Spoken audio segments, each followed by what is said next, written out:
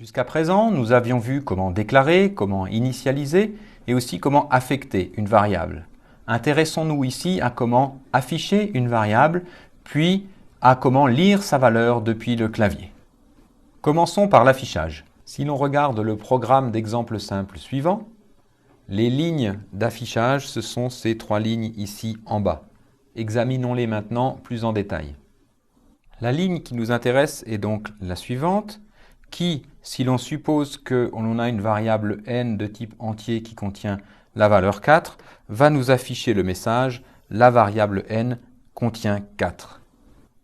Cette ligne est composée de deux parties. Il y a tout d'abord ici la description dans le langage Java de ce qui correspond à ce qu'on appelle techniquement la sortie standard et plus communément donc ce qui correspond au terminal. Et la deuxième partie ici est le message que l'on va envoyer sur le terminal.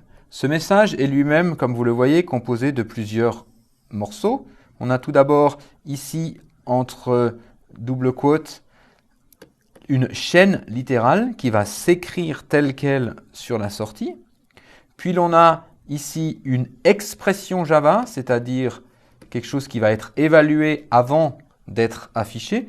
Donc ici une expression Java qui reprend la valeur de n, qui va donc ici afficher 4.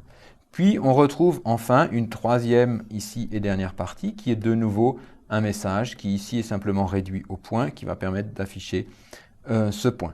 Ces différentes parties sont composées à l'aide du signe plus ici. Attention, le signe plus pour des messages rajoute simplement les messages les uns derrière les autres. Si j'écris 1 entre double quotes ici suivi de messages, ceci correspond à la chaîne 1 message. Ici, c'est donc bien tout à fait une concaténation de messages, un collage d'un message l'un derrière l'autre que l'on a et non pas du tout une addition. De l'autre côté, on a donc la description du terminal, en toute rigueur ici system.out, suivi donc d'une fonction, d'une méthode println, qui veut dire print line, qui veut dire que donc le message en question va en fait retourner à la ligne, va faire ce qu'on appelle un saut de ligne une fois qu'il s'est affiché. Si l'on ne souhaite pas faire ce saut de ligne, ici, on peut simplement aussi utiliser la méthode print tout simplement, qui ne fera pas le retour à la ligne.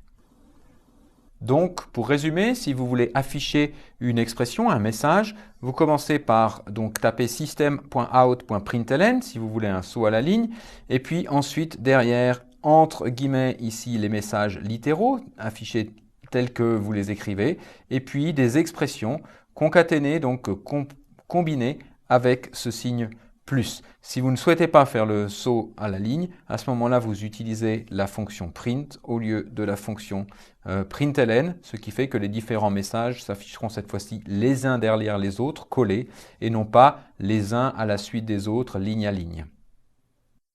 On peut donc tout à fait utiliser ce système pour simplement afficher une simple valeur de variable qui est juste réduite donc à une expression qui se réduit à cette valeur.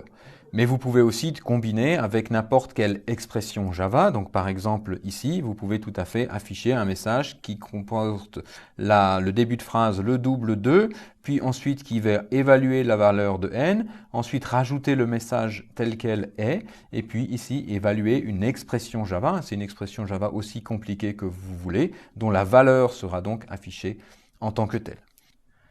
Tout à l'heure, j'ai aussi insisté sur le fait que le signe utilisé ici pour coller les chaînes, concaténer les chaînes, n'était pas du tout une addition arithmétique.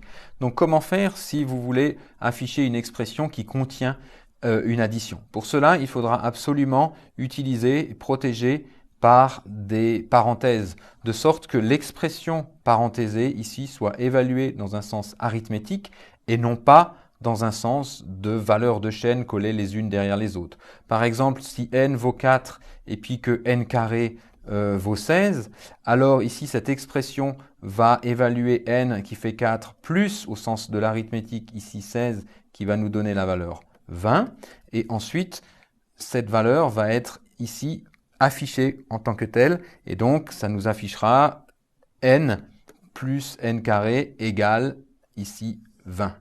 Si par contre on avait omis les parenthèse ici, si on ne fait pas ceci, alors à ce moment-là, on va afficher n plus n carré, suivi de la valeur 4, suivi collé directement derrière de la valeur 16.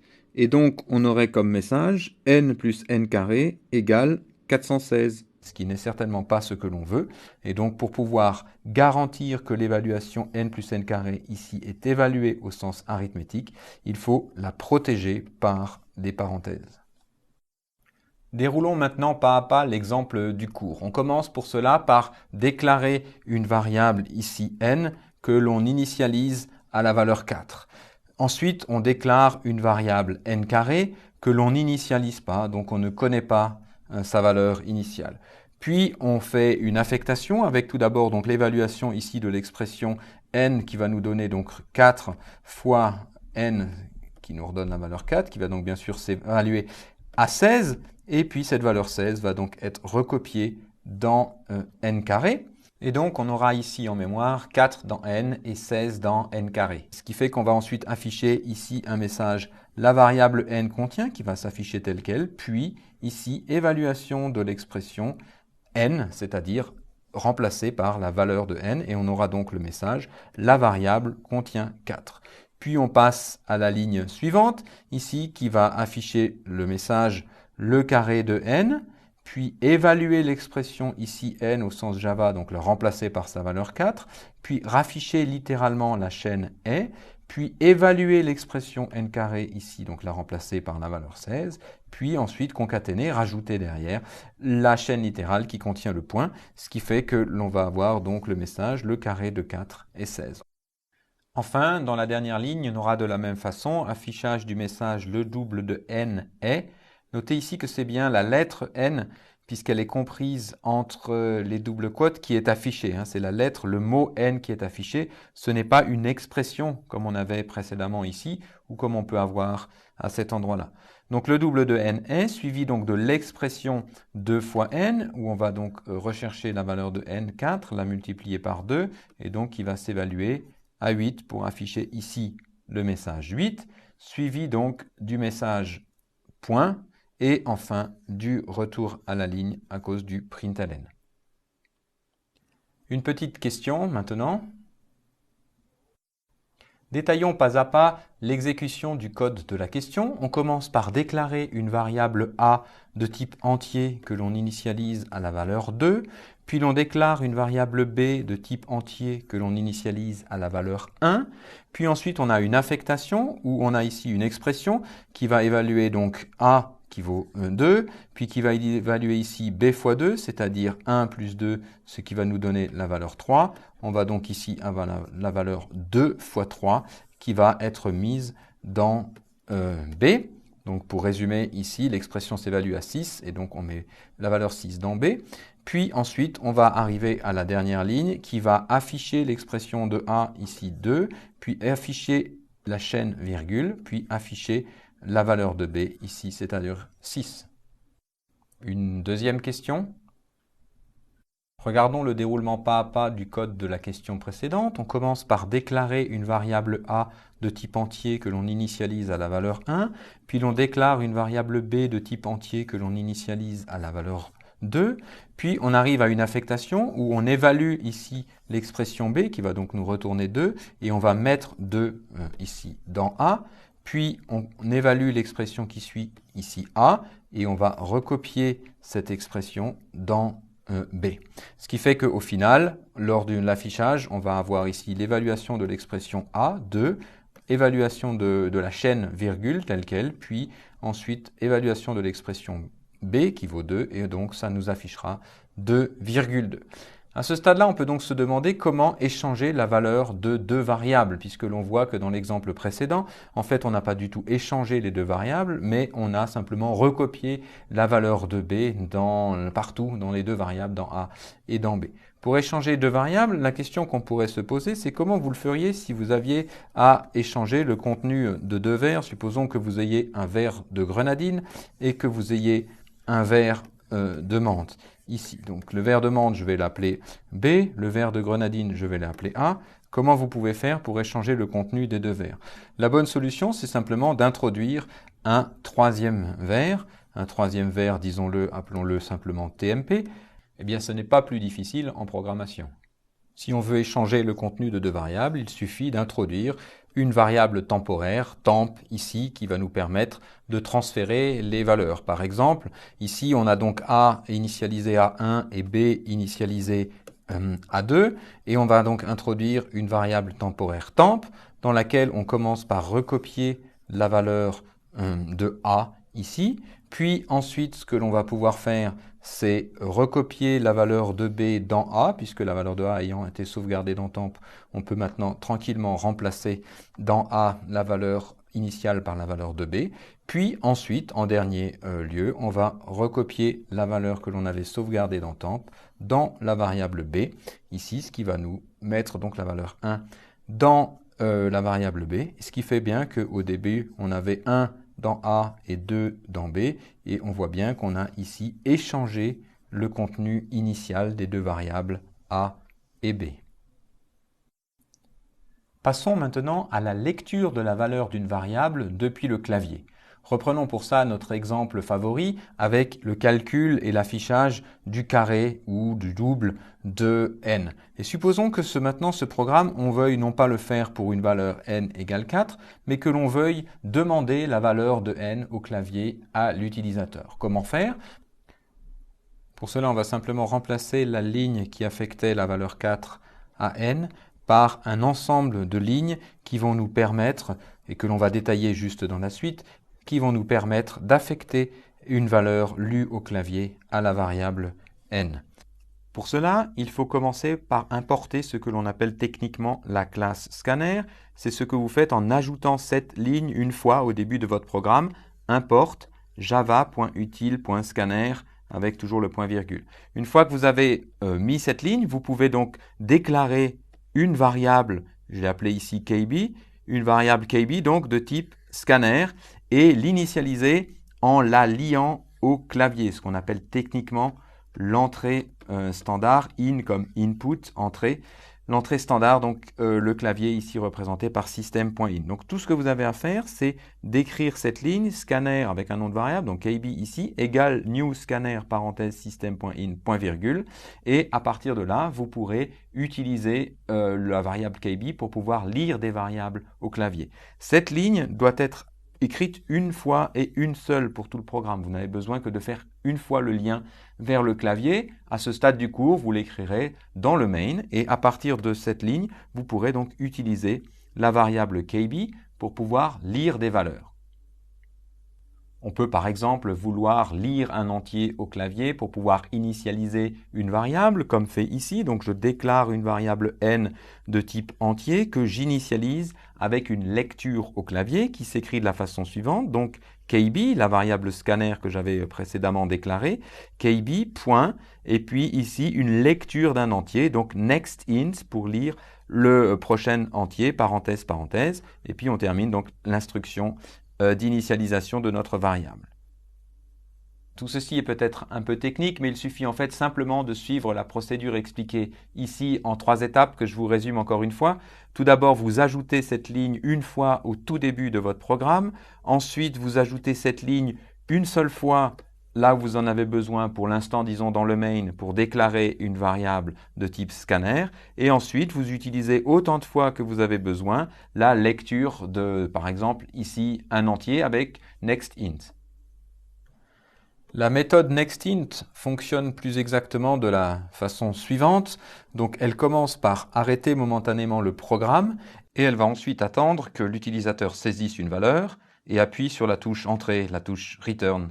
Et puis, cette valeur, il va la lire comme un entier, la convertir en entier. Et enfin, donc le résultat sera la valeur type entier de ce qui a été tapé au clavier. Ce sera, dans l'étape donc numéro 3, affecté à la variable n. Puis, le programme pourra donc continuer.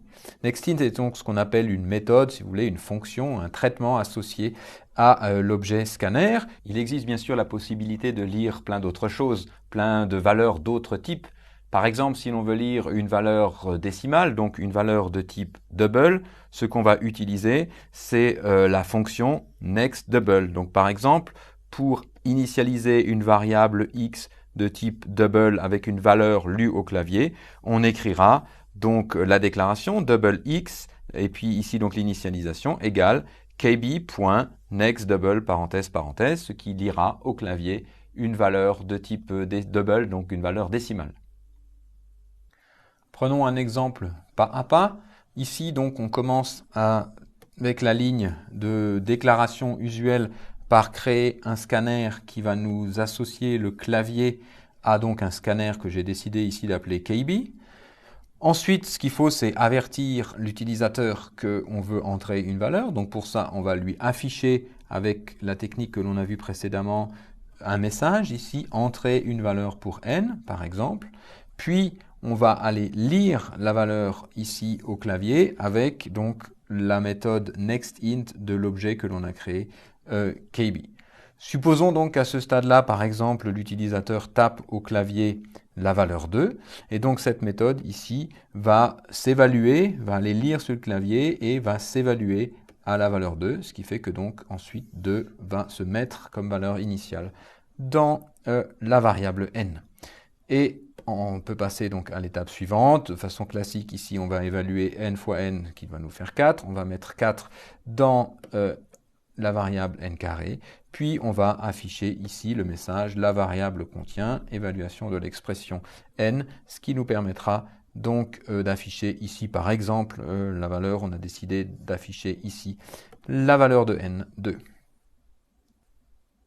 En plus des fonctions nextInt qui lit un entier et nextDouble qui lit un nombre décimal, une fonction qui pourrait vous être utile est la fonction nextLine qui permet de lire d'un seul coup toute une ligne complète. Prenons un exemple. Comme d'habitude, donc, nous déclarons ici un scanner que j'appelle KB et que donc j'associe au clavier. Et puis une fois qu'on a fait cette déclaration, on peut donc faire un appel comme ça, kb.nextLine, qui va permettre donc de lire toute une ligne entière. Si par exemple on a tapé un message comme « Bonjour tout le monde », l'appel à la fonction nextLine va alors lire toute la ligne comme ça qui a été tapée par l'utilisateur, tous les caractères qui ont été entrés jusqu'à ce qu'il ait tapé sur la touche entrée, la touche return. La question est donc dans quelle variable allons-nous stocker un tel message, quel doit être le type d'une telle variable. Pour l'instant, en anticipant sur quelque chose qui sera présenté dans une vidéo ultérieure, je vous demande simplement de recopier simplement la ligne comme ça, string s. Donc string est le type de cette variable que nous allons utiliser pour sauvegarder le message et s bien sûr est le nom de cette variable. Une fois qu'on a tapé donc cette ligne string s égale kb.nextLine, alors s va contenir tous les caractères qui auront été tapés par l'utilisateur jusqu'à l'appui sur la touche return. Attention cependant avec l'utilisation de la méthode nextLine qui ne se mélange pas très bien avec les fonctions nextInt et nextDouble. Si je prends un exemple, supposons donc que je déclare ici une variable i de type entier et que je l'initialise avec une lecture au clavier au travers donc de nextInt et que juste après j'ai envie de lire un message, une ligne entière, donc nextLine, que je mets dans S1. Puis je lis une deuxième ligne, de nouveau avec un nextLine que je mets donc dans l'initialisation d'une variable S2. Donc l'idée est ici de lire un entier, puis de lire la fin de la ligne, puis de lire encore une ligne entière. Donc par exemple, si on tape le message 25 francs, retour à la ligne, suivi de 23 francs, ce qui va se passer, c'est qu'on va d'abord lire un entier, donc i contiendra 25, puis ensuite on va lire la fin de la ligne, ici donc jusqu'à francs, donc S1 contiendra effectivement francs, puis enfin on lira toute une ligne, ici donc on lira 23 francs. Donc jusque-là, pas de problème. Par contre, si on tape la séquence suivante, 14,43 €, qu'est-ce qui se passe? Regardons pas à pas. Tout d'abord, on demande donc de lire un entier. On va donc lire ici l'entier 14 et i contiendra bien 14. Ensuite, on demande de lire la fin de la ligne. Ici, on va donc aller lire la fin de la ligne. La fin de la ligne, elle est ici, elle est vide. Et donc, effectivement, S1 sera vide. Parce qu'on a demandé de lire une fin de ligne. Puis ensuite, on ira lire la ligne suivante. Et donc, la ligne suivante, ici, euro, ira dans S2. Et donc, S2 contiendra euro. Donc, ce qui se passe ici, c'est qu'on voit que la combinaison d'un next int suivi d'un next line lorsqu'on lit au clavier ne fonctionne pas toujours très bien, en particulier parce que l'utilisateur a tapé un retour à la ligne ici derrière le nombre entier ici 14, et donc la lecture comme ça d'un next line après un next int tapé au clavier va aller lire ici la fin de la ligne qui correspond au retour à la ligne, à la touche return qu'a tapé l'utilisateur, parce que next int arrête sa lecture juste après le nombre entier, ici 14, et ne lit pas, nextInt en tant que tel lui-même, ne lit pas le caractère de retour, la touche return. Donc, comment faire en pratique? Eh bien, chaque fois que vous avez comme ça besoin de lire un nombre avec nextInt ou nextDouble, et puis que la lecture suivante doit lire une ligne, ce qu'il faut, c'est anticiper donc la non-lecture du retour à la ligne par nextInt ou nextDouble, en rajoutant donc ici une lecture de cette fin de ligne avec un next line supplémentaire inséré ici entre la lecture d'un entier ou d'un nombre décimal, nextInt, nextDouble, et la lecture du message suivant que vous voulez vraiment. Vous rajoutez ici une lecture dans une variable que vous auriez bien sûr donc déclarée au préalable. Donc string s égale kb.nextLine, . On pourra bien sûr plus tard, lorsque l'on connaîtra les structures de contrôle et en particulier les branchements conditionnels ou les boucles conditionnelles, vérifier qu'effectivement cette lecture ici de S a bien lu une chaîne vide, et si ce n'est pas le cas, la prendre comme le message à lire, et si c'est le cas, prendre la prochaine lecture comme étant le message que l'on désire.